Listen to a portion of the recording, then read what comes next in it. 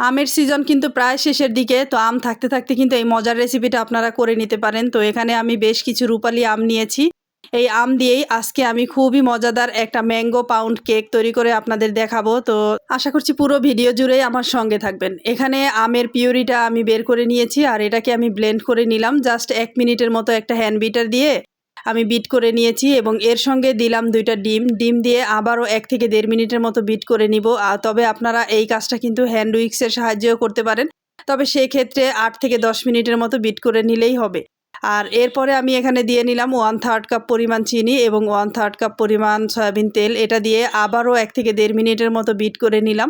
এটা সুন্দরভাবে বিট করা হয়ে গেলে এখন হচ্ছে এর সঙ্গে আমি দিয়ে নিব 1 কাপ পরিমাণ ময়দা, সঙ্গে দিচ্ছি 1 টেবিল চামচ পরিমাণ বেকিং পাউডার এবং 1/3 কাপ পরিমাণ গুঁড়ো দুধ। এগুলি একটু চেলে নিব। চেলে নিলে এটার ভিতরে কোনো লাম্পস থাকে না। তবে এই পুরোটা আমি একবারে দিচ্ছি না, অর্ধেক অংশটা দিয়ে আমি হচ্ছে একদিক থেকে এই তো ঘুরিয়ে ঘুরিয়ে এই মিশ্রণটাকে আমি সুন্দরভাবে মিশিয়ে নিচ্ছি।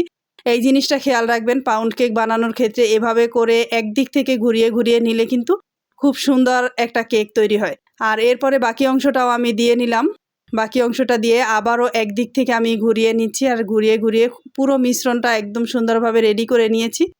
আর এরপরে হচ্ছে একটা কেকের মোল্ড নিয়েছি। আপনাদের পছন্দ মতো আপনারা যে কোনো একটা মোল্ড নিয়ে নেবেন এবং এর মাঝে সামান্য তেল ব্রাশ করে একটা পেপার দিয়ে নিলাম। আর এরপরে হচ্ছে ওই যে মিশ্রণটা রেডি করে রেখেছিলাম সেটাই আমি এই মোল্ডের মাঝে ঢেলে নিচ্ছি। পুরোটা ঢালা হয়ে গেলে এরপরে মোল্ডটাকে আমি একটু ট্যাপ করে নিব যেন এর ভিতরে বাতাস থাকলে সেটা বেরিয়ে যায়। আর তারপরে এরকম একটা ছড়ানো কড়াই আমি চুলায় বসিয়ে একদম হাই হিটে প্রি হিট করে নিয়েছি 2 মিনিটের মতো। কড়াইটা যখন ফুল গরম হয়ে গিয়েছে এরপরে এর উপরে এরকম একটা স্ট্যান্ড বসিয়ে কেকের মোল্ডটা দিয়ে নিলাম আর এটা দিয়ে চুলার আঁচটা মিডিয়ামের থেকে আরও একটু কমিয়ে দিয়েছি।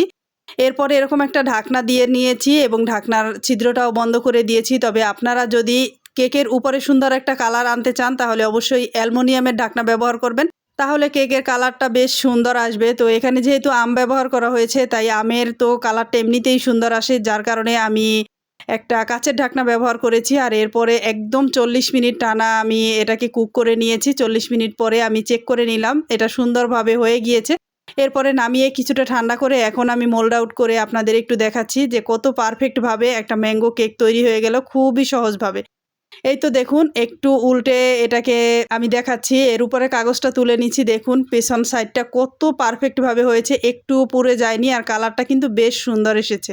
তো কাগজটা তুলে নিয়ে এরপরে আমি এই পাউন্ড কেকটা আপনাদের কেটে দেখাবো। আমের সিজন কিন্তু প্রায় শেষের দিকে, এখনও যদি আপনারা এই কেকটা বানিয়ে না থাকেন তাহলে একবার বানিয়ে দেখবেন। এটা কিন্তু খেতে দারুণ মজা হয়।